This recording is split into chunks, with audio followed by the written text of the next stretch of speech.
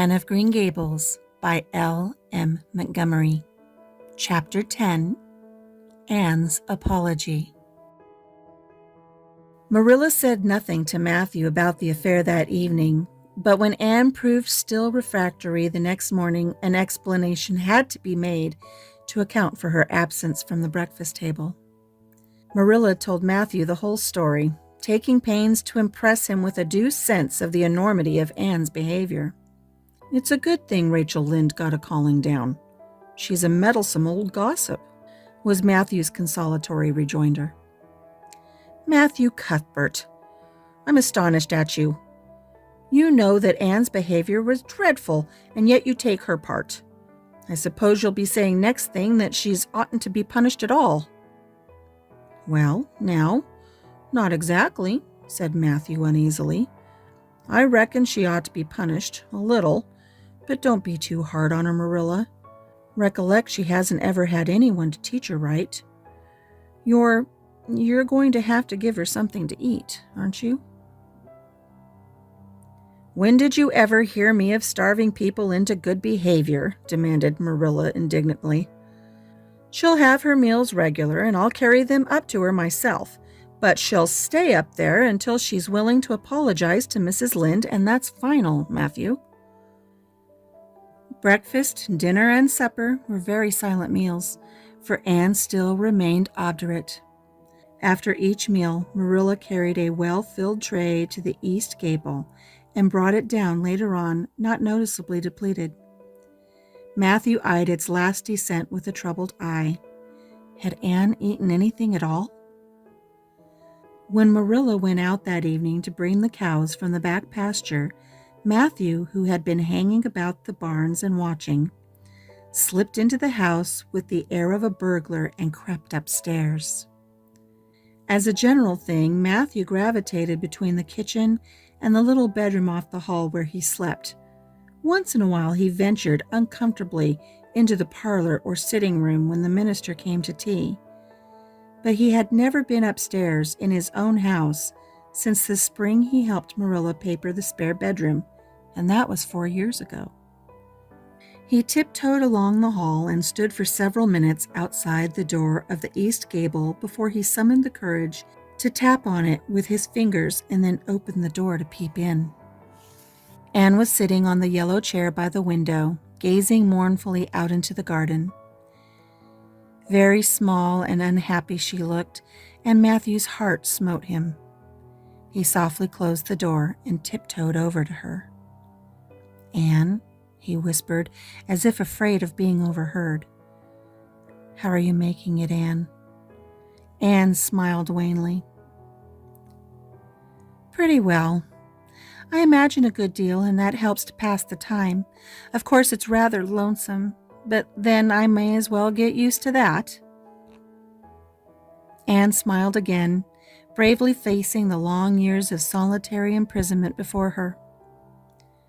Matthew recollected that he must say what he had come to say without loss of time, lest Marilla return prematurely. "Well, now, Anne, don't you think you'd better do it and have it over with?" he whispered.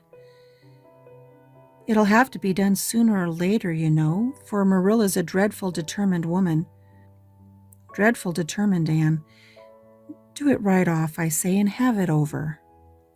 "Do you mean apologize to Mrs. Lynde?" "Yes, apologize, that's the very word," said Matthew eagerly. "Just smooth it over, so to speak. That's what I was trying to get at." "I suppose I could do it to oblige you," said Anne thoughtfully. "It would be true enough to say I am sorry, because I am sorry now. I wasn't a bit sorry last night. I was mad clear through, and I stayed mad all night. I know I did because I woke up 3 times and I was just furious every time. But this morning it was all over. I wasn't in a temper anymore, and it left a dreadful sort of goneness, too. I felt so ashamed of myself, but I just couldn't think of going and telling Mrs. Lynde so. It would be so humiliating. I made up my mind that I'd stay shut up here forever rather than do that, but still, I'd do anything for you if you really want me to." Well, now of course I do. It's terrible lonesome downstairs without you. Just go and smooth it over. That's a good girl. Very well, said Anne resignedly. I'll tell Marilla as soon as she comes in that I've repented. That's right. That's right, Anne, but don't tell Marilla I said anything about it.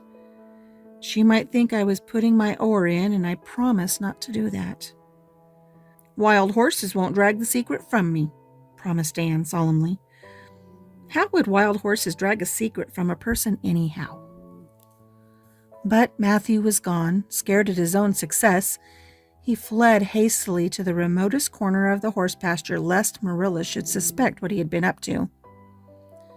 Marilla herself, upon her return to the house, was agreeably surprised to hear a plaintive voice calling, "Marilla," over the banisters. "Well," she said, going into the hall. "I'm sorry I lost my temper and said rude things, and I'm willing to go and tell Mrs. Lynde so." Very well. Marilla's crispness gave no sign of her relief. She had been wondering what under the canopy she should do if Anne did not give in. "I'll take you down after milking." Accordingly, after milking, behold Marilla and Anne walking down the lane, the former erect and triumphant, the latter drooping and dejected. But halfway down, Anne's dejection vanished as if by enchantment. She lifted her head and stepped lightly along, her eyes fixed on the sunset sky and an air of subdued exhilaration about her. Marilla beheld the change disapprovingly. This was no meek penitent, as it behooved her to take into the presence of the offended Mrs. Lynde. "What are you thinking of, Anne?" she asked sharply. "I'm imagining out what I must say to Mrs. Lynde," answered Anne dreamily. This was satisfactory, or should have been so, but Marilla could not rid herself of the notion that something in her scheme of punishment was going askew. Anne had no business to look so rapt and radiant. Rapt and radiant Anne continued until they were in the very presence of Mrs. Lynde, who was sitting knitting by her kitchen window. Then the radiance vanished.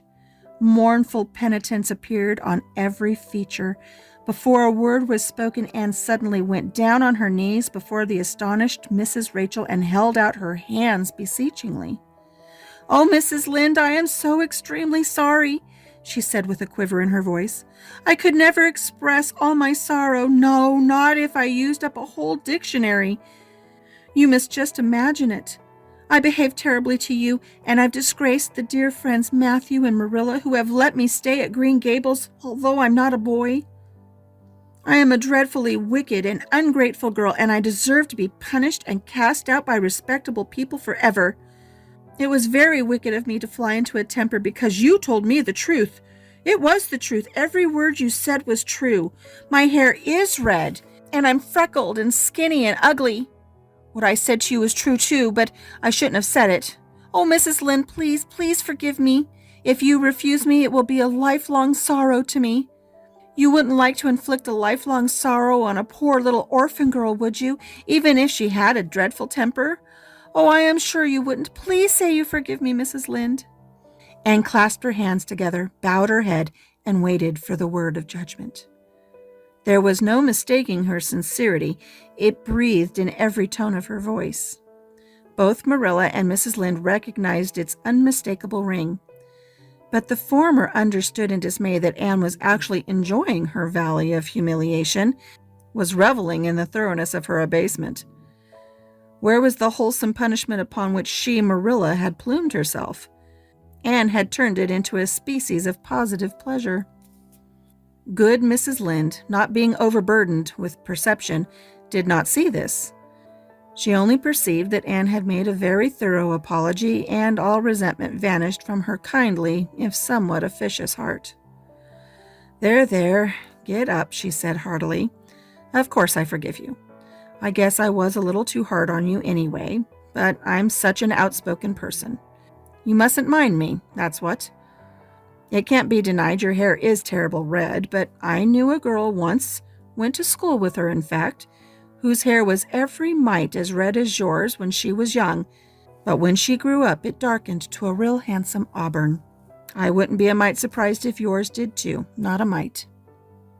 "Oh, Mrs. Lynde," Anne drew a long breath as she rose to her feet. "You have given me hope. I shall always feel that you are a benefactor. Oh, I could endure anything if I only thought my hair would be a handsome auburn when I grew up. It would be so much easier to be good if one's hair was a handsome auburn, don't you think? And now may I go out into your garden and sit on that bench under the apple trees while you and Marilla are talking? There is so much more scope for the imagination out there." "Laws, yes. Run along, child, and you can pick a bouquet of them white June lilies over in the corner if you like." As the door closed behind Anne, Mrs. Lynde got up briskly to light a lamp. "She's a real odd little thing. Take this chair, Marilla. It's easier than the one you've got. I just keep that one for the hired boy to sit on. Yes, she is an odd child, but there is something kind of taking about her after all.